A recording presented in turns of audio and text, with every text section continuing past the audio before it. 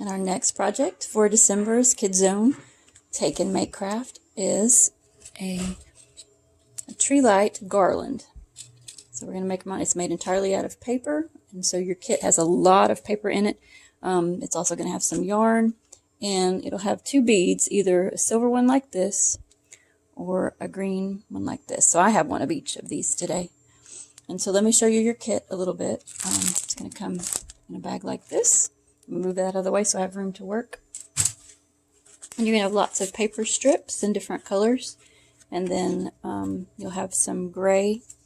These will be the ones that you use for, I don't even know what you call these. They're the ends of the lights that hold them. And then you can, that's where you string them to. So you should have enough to make 28. So you can make a really long garland if you wanted to put it on your tree or drape it across the mantle or across your room. That'll be up to you. So you're going to cut out each one of these. You're going to cut on the solid line, and then the dotted line, we'll use that as a guide for our folds. Okay, and then you have a circle that you're going to need a hole punch for. So you're also going to need a hole punch for this project and also some scissors. So I'm going to cut out just the first one. Some of them don't have a solid line in the end, and that's okay because you just leave it open. We're just going to cut all of these out.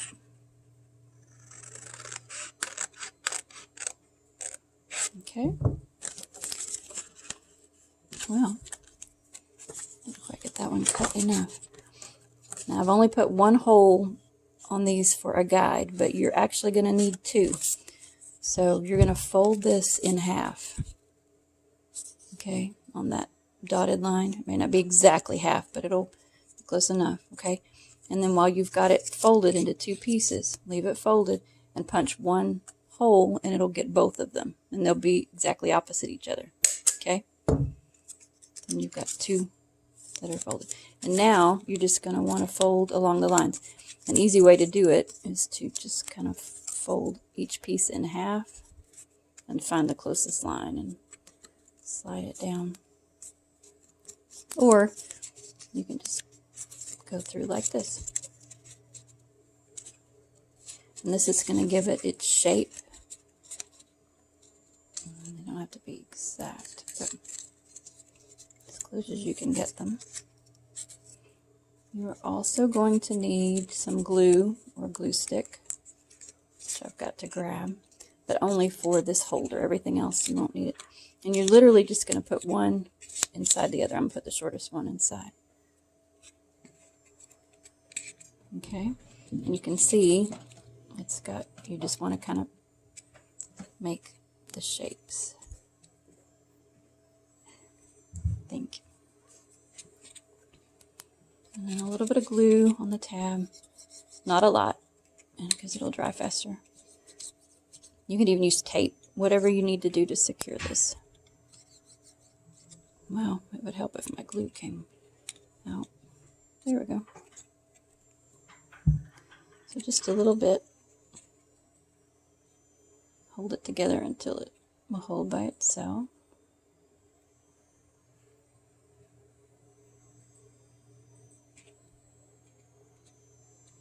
And so this is an octagonal shape. It's got 8 sides. So you're just going to kind of form it into its shape. Okay. Set that to one side. Now, you're going to find in every kit is one yellow strip with one hole punched in it. You're going to use this as your pattern for all the other strips. So you're going to be cutting a lot of holes. And again, you're going to fold it in half till the edges meet. Fold it completely in half. And you're going to punch that hole so that you have matching holes on each end. Okay? And so you're going to do that with every one of them. You're going to cut it in half. Fold it in half. And then you can just see, just slipping that in there and using that as your pattern. Okay. And so then each one will have 2 holes. Okay. Or you can just eyeball it. You need it about that far. The nice thing is if you use this for the pattern, they'll be the same distance, and so they'll hang down from the same length. Okay, so you do that with all of your strips. Okay, and then I think I'm going to start with the green. And then, the very beginning, and I've already done that, you're going to thread one of your beads and then tie a knot. Just a simple, so let me cut this one off and show you.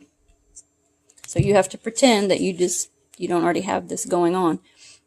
So you put your bead on, you tie the knot at the end, and that'll keep all of the things from slipping off. Now, that hole is rather big, and I don't know if you can see, my knot is going through, so I'm going to knot it twice to make a bigger knot so that it won't slip through.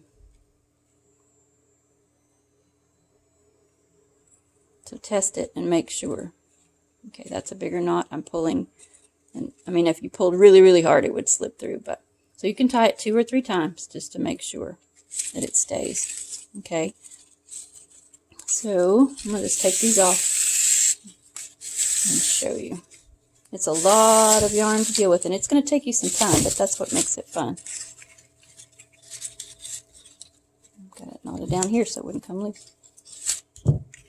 All right, so this is what you have now. You have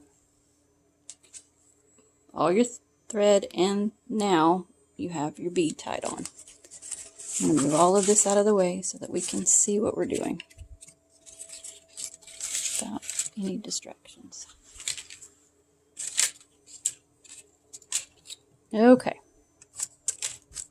Boop, knocked that over. Don't need the glue anymore. All right, working from the opposite end of your bead, right here, we're going to put some tape around the end. Let me grab my tape.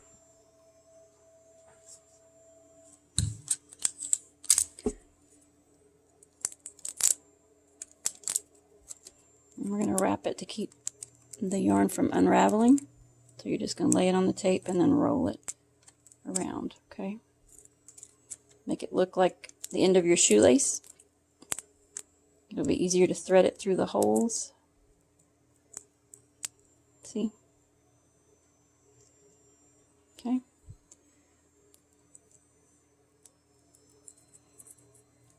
All right, you're going to find the one that you've made.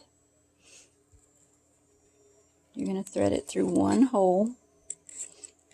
Then you've got to take your strip of paper, slide it down in there. I don't know if you can see that or not. And you're going to thread through both holes in the green paper, or whatever color you're using.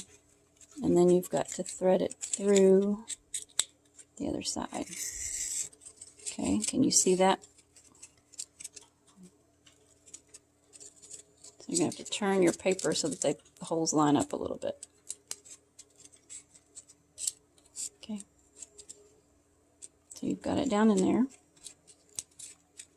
And then you've got it already bent in half, but to make it look like a light, we need to kind of give it some shape. So you can push it this way, and you can either crease it a little bit, but even just pushing it gives it some, now it looks more like a light bulb, a Christmas light bulb.